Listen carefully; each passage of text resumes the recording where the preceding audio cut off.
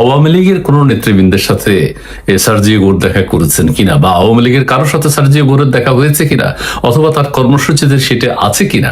এখন কেউ কেউ বলছেন যে সেটি হয়েছে, কেউ কেউ বলছেন এবং বিশ্বস্ত সূত্রে বলছেন যে সাবের হোসেন চৌধুরীর সাথে সার্জিও গোর এবং মার্কিন রাষ্ট্রদূত সহ দূতাবাসের ঊর্ধ্বতন কর্মকর্তারা যারা আছেন তারা সহ গুলশানে বৈঠক হয়েছে এবং সেখানে আওয়ামী লীগের বর্তমান পরিস্থিতি সম্পর্কে আলোচনা হয়েছে এবং চলছে না বিশ্লেষণ হয়েছে। আপনারা আরেকটা জিনিস জানেন যে রাতের বেলায় যে শুক্রবার রাতে যে নৈশ ভোজটা হওয়ার কথা ছিল সার্জিও গড়ের অনারে, সেটা কিন্তু সার্জিও গড় বাতিল করেছেন। এটা নিয়ে আবার নানান কথা হচ্ছে। সাধারণত কূটনৈতিক পর্যায়ে এভাবে শিষ্টাচার বহির্ভূত কাজ কেউ করে না। মানে এইরকম ডিনার পার্টি থাকে, ডিনারে অনেক কিছু আলোচনা হয়, সাংস্কৃতিক বিনিময় হয়, কালচারাল অনুষ্ঠান হয়, একটা খোশ মেজাজে প্রত্যেকে থাকেন। কিন্তু সার্জিও গোর কি কারণে, কেন, কি কারণ দেখিয়ে যে নৈশভোজটা ক্যান্সেল করেছেন, এবং বলা হচ্ছে নৈশভোজ ক্যান্সেল করে সার্জিও গোর আওয়ামী লীগ নেতৃবৃন্দের সাথে দেখা করেছেন। সেই আওয়ামী লীগ নেতৃবৃন্দের মধ্যে রয়েছেন সাবের হোসেন চৌধুরী, এবং তার সাথে আলোচনা হয়েছে এবং সেই গুঞ্জনকে ঘিরে বাংলাদেশের রাজনৈতিক মহলে এখন আলোচনা হচ্ছে। আবার এইটাও আলোচনা হয়েছে যে সার্জিও গোর বাংলাদেশে আসার আগে সাবেক প্রধানমন্ত্রী শেখ হাসিনার সহ কয়েকবার বৈঠক হয়েছে, এবং সেই বৈঠকগুলোর বিভিন্ন বিস্তারিত না জানলেও বৈঠক যে হয়েছে এটা প্রমাণিত হয়েছে। আমরা বিভিন্ন সংবাদ মাধ্যম এবং বিভিন্ন জনের সাক্ষাৎকারের মাধ্যমে সেই বিষয়টি জানতে পেরেছি। কাজেই আমাদের পররাষ্ট্রমন্ত্রী যেভাবে বলেছেন এবং মাননীয় প্রধানমন্ত্রীর উপদেষ্টা, পররাষ্ট্র মন্ত্রণালয় বিষয়ক উপদেষ্টা যিনি আছেন, তারা বলছেন আওয়ামী লীগের ব্যাপারে সার্জিও গোর কোনো কথা বলেন নাই। এই কথাটা তো সত্য হতে পারে না, এটা সাধারণ মানুষ বুঝে। বাংলাদেশের রাজনৈতিক পরিস্থিতি কে আছে, কে নাই, কি করছেন, এগুলো নিয়ে আলোচনা হবে না? নিশ্চয়ই হয়েছে। চায়না নিয়েও আলোচনা হয়েছে। আমি এখন সেদিকে যাব না। আবার মুদ্রা বিষয় হচ্ছে, একদিকে শেখ হাসিনা বলেছেন ডিসেম্বরের আগেই তিনি দেশে আসবেন। তার পাশাপাশি সার্জিও গোর বাংলাদেশে আসার আগে শেখ হাসিনার সাথে সেখানে বৈঠক হয়েছে, কথা হয়েছে, এবং বাংলাদেশে এসে এখন সার্জিও গোর ভারতের রাষ্ট্রদূত যিনি আছেন তার সাথে সাক্ষাৎ করেছেন। বলা হচ্ছে আওয়ামী লীগের নেতৃবৃন্দের সাথেও তিনি সাক্ষাৎ করেছেন, এবং ডিনার ক্যান্সেল করে সাক্ষাৎ করে তিনি পরদিন রোহিঙ্গা ক্যাম্পে গিয়েছেন। রোহিঙ্গা ক্যাম্পে নিয়ে আবার অন্য একটা ব্যাপার আছে, সেটি আমি বলবো আপনাদেরকে। এটা এক ধরনের রাজনীতি চলছে এখন। রোহিঙ্গা ক্যাম্প নিয়ে একটু বলি।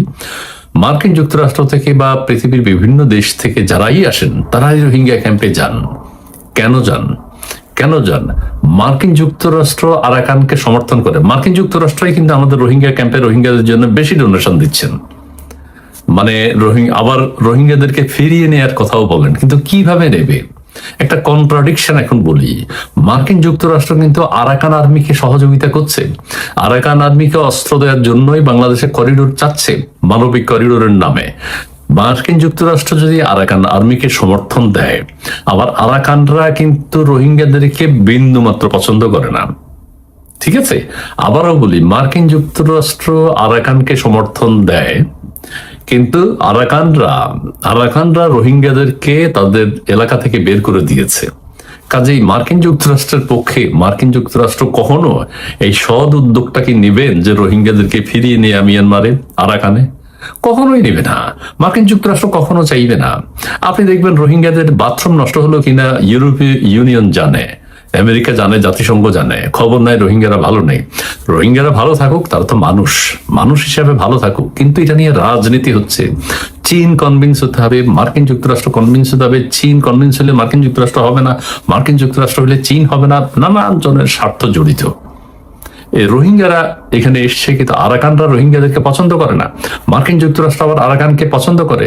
একটা স্বাভাবিক বিষয়, স্বাভাবিক প্রশ্ন, মার্কিন যুক্তরাষ্ট্র কি চাইবে রোহিঙ্গারা আরাকানে ফিরে যাক? কখনো চাইবে না। যে কারণে তারা বিভিন্নভাবে সহযোগিতা করে এখানে এদেরকে রেখেছে, এবং সহযোগিতা এইভাবে বাংলাদেশের সরকারও মনে করবে যে না, রোহিঙ্গাদেরকে তো মার্কিন যুক্তরাষ্ট্র বেশি সহযোগিতা দিচ্ছে।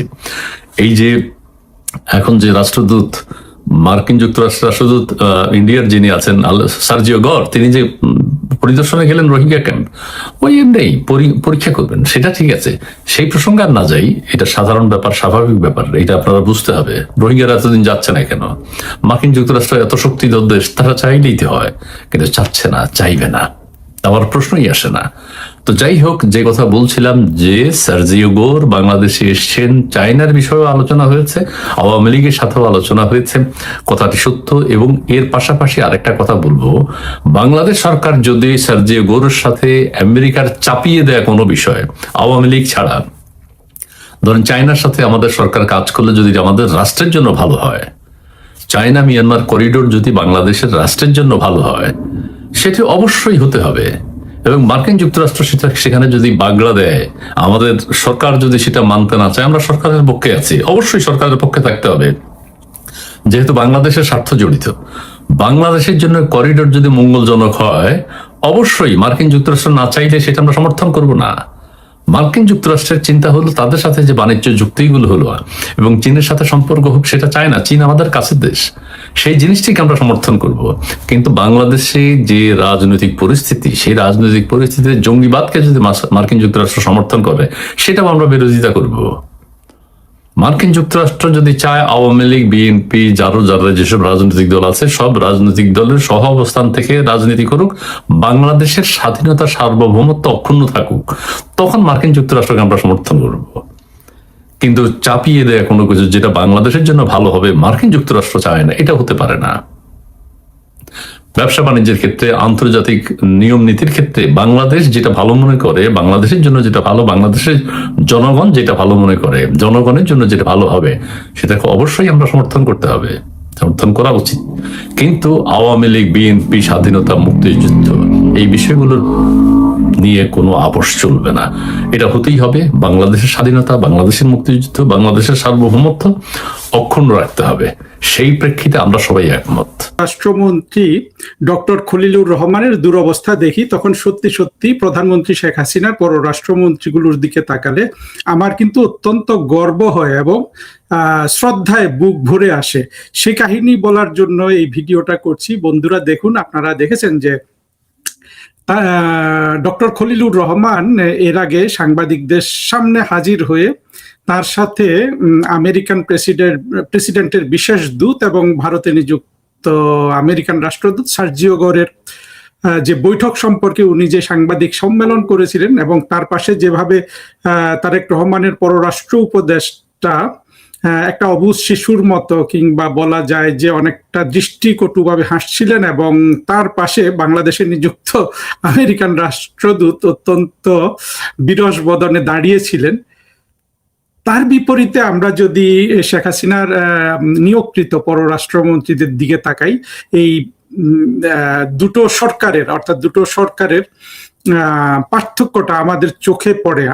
আমি চাই বন্ধুরা আপনারা সবাই এই পার্থক্যগুলো জাতির সামনে তুলে ধরুন, কারণ আমরা বিশেষ করে প্রধানমন্ত্রী শেখ হাসিনার সরকার, তার বিভিন্ন মন্ত্রণালয় নানানভাবে 2024 সাল পর্যন্ত, একেবারে 2009 সাল থেকে শুরু করে 2024 সাল পর্যন্ত, আরো ভালোভাবে বলতে গেলে শেষ 8-10 বছর, বিভিন্ন সাইবার সন্ত্রাসীদের দ্বারা এমন ভাবে প্রপাগান্ডার শিকার হয়েছিল, দেশে মানুষ এক ধরনের চিত্র পাচ্ছিল, কিন্তু বাস্তব চিত্রটা এখন আমাদের তুলে ধরার সুযোগ এসেছে, একদম দেখিয়ে দেখিয়ে কি করছেন আমাদের বর্তমানে এই যে 2024-এর জঙ্গি উত্থানের পর ফিরে আসা তারেক রহমানের সরকার, ইউনূস হয়ে তার যে পররাষ্ট্র মন্ত্রণালয় যেটা করছে, সেটা যদি আমরা দেখি, আরেকটা জিনিস দেখবেন যে 2024-এর জঙ্গি উত্থানের পর বাংলাদেশে কিন্তু মিডিয়া বলতে এখন আর কিছু নাই, একেবারে কোনো মিডিয়া নাই। মিডিয়ার মৃত্যু ঘটেছে ঠিক শেখ হাসিনা সরকার যেদিন চলে গেছে সেদিনও বাংলাদেশে মিডিয়ার মৃত্যু ঘটেছে। ফলে বাংলাদেশের মানুষ এখন যা কিছু তথ্য পায়, বিচার বিশ্লেষণ পায়, সেটা আসলে এই ধরনের ফেসবুক, ইউটিউবের মাধ্যমে পায়। আর তারেক রহমানের সরকার অত্যন্ত সৌভাগ্যবান, ইউটিউবে যারা কথা বলে, এমনকি তারেক রহমান সরকারের সমালোচনা করে, আমি তো সমালোচনা অত্যন্ত কম করি, তারেক রহমান সরকারকে আমি কিছু পরামর্শ দিই, কারণ আমি তারেক রহমানের দলকে মনে করি যে বাংলাদেশের দ্বিদলীয় শাসন ব্যবস্থায় তারা গণতান্ত্রিক দল হিসাবে তাদের থাকা দরকার আছে।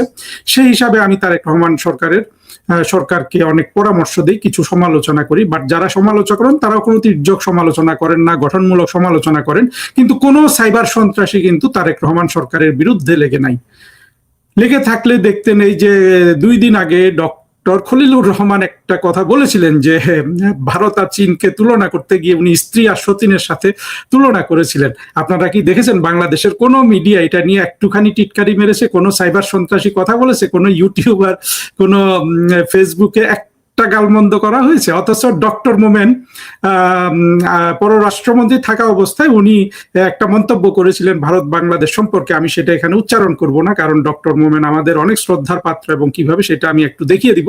তখন কিন্তু সারা বাংলাদেশকে তোলপাড় করে ফেলেছে। এখনো সাইবার সন্ত্রাসীরা, সেই পিনাকি, সেই ইলিয়াস, কনক সরোয়ার সুযোগ পেলেই কিন্তু মোমেন স্যারের ওই কথা নিয়ে তির্যক মন্তব্য করে। কিন্তু দেখেন এইসব সন্ত্রাসীরা কিন্তু এখন চুপসে গেছে, এবং সন্ত্রাসী বাদ দেন, যেখানে সারা বাংলাদেশ ওই কথা নিয়ে অনেক ধরনের টিটকারি মেরেছিল, তারা কিন্তু আজকে এই যে খলিল সাহেব একই ধরনের মন্তব্য করলেন, আমি মনে করি যে একই ধরনের এটা সমালোচনা করা যায় যে উনি এখানে বললেন যে কি স্ত্রী এবং সতীন, সারা বাংলাদেশের কেউ কিন্তু একটা কথা বললো না। অথচ যেই পররাষ্ট্রমন্ত্রীর একটা সহজ সরল কথাকে সারা বাংলাদেশ হ্যাঁ সেটা কোট করে টিটকারি মেরেছিল, তিনি কিন্তু অত্যন্ত জ্ঞানী একজন মানুষ বাংলাদেশের। এবং আপনারা দেখেছেন কিনা জানি না, আমরা তো ফরেন সার্ভিস করতে করতে চাকরির খাতিরে দেখেছিলাম যে মোমেন স্যার একবার আমেরিকা গিয়েছিলেন। তখন অবশ্য ডিপ স্টেট টেস্টেড যেগুলো বলা হয়, অর্থাৎ আমেরিকান অ্যাডমিনিস্ট্রেশন শেখ হাসিনা সরকারকে ফেলে দেওয়ার জন্য বাংলাদেশে টাকা পয়সা পাঠাচ্ছে, যে টাকা পয়সার কাহিনী আমরা শুনেছি সরাসরি প্রেসিডেন্ট ট্রাম্পের মুখ থেকে। তখন মোমেন সাহেব আর তখন জো বাইডেনের পররাষ্ট্রমন্ত্রী বা secretary of state Antony Blinken টেবিলের দুই পাশে বসে তারা মিটিং করছিলেন। সেই মিটিংয়ে ওই দুইজনই প্রেসের সামনে ওইখান থেকে টেবিলে বসে 1 মিনিট করে তারা কথা বলেছিলেন, যেটা কিন্তু এখন আর বিএনপি সরকারের খলিল সাহেব সাহসী করছেন না, অর্থাৎ আমেরিকানদের সাথে একসাথে সাংবাদিক সম্মেলনে আসার। তিনি একা এসেই কিন্তু রেগে যাচ্ছেন, ধমক দিচ্ছেন, বিভিন্ন কথা বলছেন। অথচ যারা টেবিলে তখন অ্যান্টনি ব্লিংকেন এবং ডক্টর একে আব্দুল মোমেনকে দেখেছেন, আমাদের কাছে কিন্তু আপনি দেখলে বুঝতে পারবেন যে সেই অ্যান্টনি ব্লিংকেনকে কিন্তু ডক্টর আব্দুল মোমেনের ছাত্র মনে হয়েছিল। ছাত্র, শুধুই ছাত্র, একজন বাংলাদেশের পররাষ্ট্রমন্ত্রী, আরেকজন সর্বা বিশ্বের 1 নাম্বার সুপার পাওয়ার মার্কিন যুক্তরাষ্ট্রের পররাষ্ট্রমন্ত্রী। শুধু ডক্টর আব্দুল মোমেন কেন, আমরা যদি অন্য পররাষ্ট্রমন্ত্রীগুলোর দিকে তাকাই, সেই ডাক্তার দীপুমণি, আবুল হাসান মাহমুদ আলী, ডক্টর হাসান মাহমুদ, সাথে আমাদের 2 বারের পররাষ্ট্র প্রতিমন্ত্রী শাহরিয়ার আলম, উনাদের দিকে আপনারা তাকান। আপনারা এখন দরকার হলে আমার কথা বিশ্বাস না করলে ইউটিউবে যান, উনাদের অনেক ভিডিও আছে, অনেক ধরনের আপনার ইন্টারভিউ আছে, প্রেস কনফারেন্স আছে। এমনকি আমাদের তখনকার পররাষ্ট্র সচিবগুলোও যদি দেখেন, বিশেষ করে আমাদের সর্বশেষ ফরেন সেক্রেটারি যিনি মাসুদ বিন মোমেন, তাদের আপনারা মিডিয়া উপস্থিতি দেখেন, সাংবাদিকদের সাথে কথা বলা দেখেন, বিদেশি গেস্টদের সাথে দাঁড়িয়ে কথা বলা দেখেন, আপনারা দেখবেন কি গ্রেস, হ্যাঁ কি ধরনের একটা অ্যাপিয়ারেন্স, হ্যাঁ কিভাবে কূটনীতি সুলভ, যেটা দেখলে একটা দেশের নাগরিক হিসাবে আসলে আপনার গর্ববোধ হবে যদি আপনি বর্তমানে তারেক রহমান সরকারের এই মানে বর্তমান পররাষ্ট্র মন্ত্রণালয়ের দিকে তাকিয়ে থাকেন। আমরা দেখেছিলাম যে মার্কিন প্রেসিডেন্ট জো বাইডেনের ক্লাইমেট এনভয় জন কেরি, যিনি একজন প্রেসিডেন্সিয়াল ক্যান্ডিডেট ছিলেন সেই ডেমোক্রেটিক পার্টির হয়ে, তিনি বাংলাদেশে এসেছিলেন। তখন আপনারা দেখেছেন প্রাইম মিনিস্টার শেখ হাসিনার সামনে কিভাবে নম্র হয়ে সেই জন কেরি দাঁড়িয়েছিলেন, এবং তখনও ডক্টর আব্দুল মোমেন এবং জন কেরি সাংবাদিক সম্মেলন করেছিলেন। কি গ্রেসফুল! আমি অবশ্য নিজেই তখন ডাইরেক্টর জেনারেল পাবলিক ডিপ্লোমেসি ছিলাম, অর্থাৎ যেটা ছিল একসময় এক্সটার্নাল পাবলিসিটি উইং, যেই দেশ থেকে আসলে সব সাংবাদিক সম্মেলন আয়োজন করে, আমি নিজেই ওগুলো আয়োজন করেছিলাম ডিজি হিসাবে, এবং আমি নিজে সচক্ষে এগুলো দেখেছি। এখন সেখানে দেখি যে তারেক রহমান সরকার একজন অতিরিক্ত পররাষ্ট্র সচিবকে বসিয়েছে একই দেশ দেখার জন্য। সব আছে, কিন্তু আসলে সেই অ্যাপিয়ারেন্সটা নাই, সেই গ্রেসটা নাই, সেই আভিজাত্যটা নাই। এখন হয়ে গেছে হুমায়ুন কবিরের খটখট করে হাসা, দাঁত দেখিয়ে হাসা, ডক্টর খলিলুর রহমানের মারমুখী ভাব, আর পাশে অন্য কারো আসলে বিরস বদনে দাঁড়িয়ে থাকা। কোথায় চলে এসছে বাংলাদেশের সরকারের ফরেন পলিসি কন্ডাক্ট? কোথায় ছিল সেই doctor Dipu Moni, secretary of state Hillary ক্লিন্টনের সাথে পাশাপাশি দাঁড়িয়ে ওয়াশিংটনে, ঢাকাতে 2 বার কিন্তু এসব প্রেস কনফারেন্স করেছেন। আপনারা একটু ইউটিউবে গিয়ে সেগুলো দেখবেন। আর এখন খলিল সাহেব যা করছেন, অর্থাৎ চীন থেকে এসে কিংবা ওই যে সার্জিও গোর ঢাকায় থাকা অবস্থায়, এগুলোকে কিন্তু আপনারা একটু তুলনা করবেন। আমার ওই দিন মনে হয়েছে গতদিনে, এই যে আমিও সেটা নিয়ে আলাদাও কথা বলেছি, যে খলিল সাহেব গতদিন যেভাবে উত্তেজিত ছিলেন, মনে হলো ওনার উপর দিয়ে ঝড় বয়ে গেছে, ওনার উপর দিয়ে তুফান চলে গেছে, ভূমিকম্প হয়ে গেছে ওনার পায়ের নিচে। আপনি যদি ডক্টর হাসান মাহমুদকে নেন, দেখবেন যে এই খলিল সাহেবের যেই বোঝা, এটা যদি ডক্টর হাসান মাহমুদের উপর 10 গুণ করেন, উনি কিন্তু সোজা হয়ে দাঁড়িয়ে থাকবে, আপনি কিন্তু বুঝতে পারবেন না, আপনি মোটেও বুঝতে পারবেন না যে তার উপর একটা ঝড় বয়ে গেছে। ঠিক একইভাবে ডক্টর আব্দুল মোমেনকে আমরা দেখেছি যে তিনি ইন্ডিয়ান এক্সটার্নাল অ্যাফেয়ার্স মিনিস্টারের পাশে দাঁড়িয়ে সাংবাদিক সম্মেলন করেছেন। কখনো তো আমাদের কাছে মনে হয় নাই যে হ্যাঁ এই দুরবস্থা আসলে বাংলাদেশ পড়তে পারে। শাহরিয়ার আলম সাহেবের দেখেন, উনি প্রেসকে কি সুন্দরভাবে হ্যান্ডেল করতেন সব সময়। কিংবা আবুল হাসান মাহমুদ আলী, যে পরিমাণ প্রজ্ঞাবান একজন মানুষ ছিলেন, অথচ আমি ব্যক্তিগতভাবে আমাদের এইসব পররাষ্ট্রমন্ত্রী, প্রতিমন্ত্রী সবার সমালোচনা করেছি, হ্যাঁ, যে ওনাদের সম্পর্কে তির্যক মন্তব্য করেছি, বলেছি তারা ব্যর্থ, তারা এটা সেটা। কিন্তু আজকে যখন তাকিয়ে দেখি তারেক রহমান সরকারের বর্তমান পররাষ্ট্র মন্ত্রণালয় এবং তার যে 3 জন, আমি অবশ্য শামা ওবায়েদকে খুব একটা দোষ দেই না, উনি মনে হচ্ছে যে একমাত্র মাথা ঠান্ডা রেখে এখন পর্যন্ত টিকে আছেন। বাকি খলিল সাহেব এবং আর পররাষ্ট্র উপদেষ্টা, এরা কিন্তু আসলে খেই হারিয়ে ফেলেছে। আর পররাষ্ট্র উপদেষ্টা তো একেবারেই কি বলবো ওনার সম্পর্কে, উনি একটা সম্মানিত পোস্টে আছেন, কিন্তু উনি আসলে প্রধানমন্ত্রীর প্রতি কোনোভাবেই উনি ইয়ে করতে পারছেন না, মানে প্রধানমন্ত্রীর প্রতি কোনো দায়িত্বই পালন করতে পারছেন না, মানে তার প্রধানমন্ত্রীর প্রতি, তারেক রহমানের প্রতি। আর খলিল সাহেবের উপর আমি এটাকে আসলে আল্লাহর গজব হিসাবে দেখি।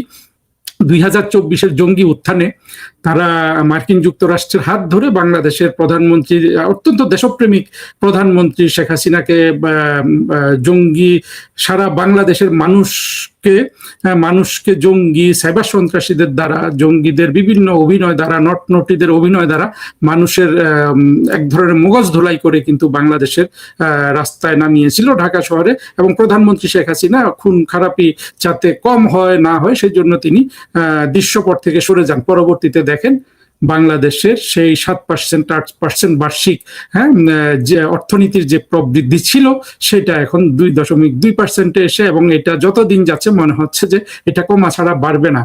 বন্ধুরা, আপনারা যারা দেখছেন একটু চিন্তা করে দেখবেন, শেখ হাসিনা যেদিন বাংলাদেশের লাস্ট ক্ষমতায় ছিলেন 5 আগস্ট 2024, সেই দিন আপনার পকেটে যেটা ছিল 100 টাকা, সেটা আজকে আপনার পকেটে কিন্তু 40 টাকা। এটা আপনি হয়তো বুঝছেন না, বাংলাদেশে বসে কিন্তু যারা মধ্যমেয়াদী বা উচ্চ মধ্যবিত্ত পরিবারের যারা সন্তান বিদেশে পড়াশোনার খরচ পাঠান, তারা জানেন যে একটা ডলার কিনতে গেলে আজকে কত টাকা মানুষের পকেট থেকে চলে যাচ্ছে। বা চিকিৎসার জন্য যারা বিদেশে আপনাদের আপনজনকে নিয়ে যাচ্ছেন, একটা ডলার কিনতে গেলে আপনার পকেট থেকে কত টাকা ঝরে যাচ্ছে। এগুলা কিন্তু বাংলাদেশকে 2024-এর জঙ্গিদের অবদান। এবং তারেক রহমান সরকারের ফরেন পলিসি বা সার্জিও গোরের ভিজিট নিয়ে আরো অন্যান্য ভিডিও করছি বলে এখানে এই কথাগুলো বলছি না, শুধু একটা জায়গায় এসে আবার থামি। এর মধ্যে আবার খবর এসেছে যে তারেক রহমান সরকারের ভারতের প্রধানমন্ত্রী যেই দাওয়াত দিয়েছেন, সেখানে নাকি ওনাকে বিমস্টেকের প্রেসিডেন্ট হিসাবে দাওয়াত দিয়েছেন। বাংলাদেশের প্রধানমন্ত্রী নাকি উল্লেখই করেন না। এটা আবার আজকে দেখলাম যে ভারতের এক্সটার্নাল অ্যাফেয়ার্স মিনিস্ট্রিতে যিনি স্পোক্স পার্সন আছেন, তাকে এক সাংবাদিক প্রশ্ন করেছেন, প্রশ্ন করার পর কিন্তু স্পোক্স পার্সন উত্তরটা দিলেন না, মানে উনিও কনফিডেন্টলি বলতে পারছেন না সত্যি শুধু কি বিমস্টেকের প্রধানমন্ত্রী বললেই কি নরেন্দ্র মোদী সাহেব তারেক রহমানকে চিঠিটা পাঠিয়েছেন, নাকি তিনি যে বাংলাদেশেরও প্রধানমন্ত্রী সেটাও স্বীকার করেছেন। তিনি অবশ্য বলেছেন সাংবাদিককে ওইটা তিনি জেনে এসে জানাবেন। কিন্তু আমারও একটু খটকা লাগলো যে এটাতে এত কনফিউশন, তাহলে কি কোনো মানে যা বলা হচ্ছে তাই সত্যি? তো তারেক রহমানের সাহেবের উচিত এখনই দাওয়াতপত্রটা ফেসবুকে প্রকাশ করে দেয়, কারণ সাম্প্রতিককালে আমরা দেখেছি যে অনেক এই ধরনের দাওয়াতপত্র কিন্তু সবাই প্রকাশ করেছে, এমনকি ভারতীয়রাও প্রকাশ করেছে। ভারতের প্রধানমন্ত্রী তো অত্যন্ত আহ্লাদের সাথে প্রধানমন্ত্রী তারেক রহমানকে 2 বার দাওয়াত করেছেন ভারতে ভিজিট করার জন্য। সেইগুলো তো ইন্ডিয়ান হাই কমিশনই প্রকাশ করেছে।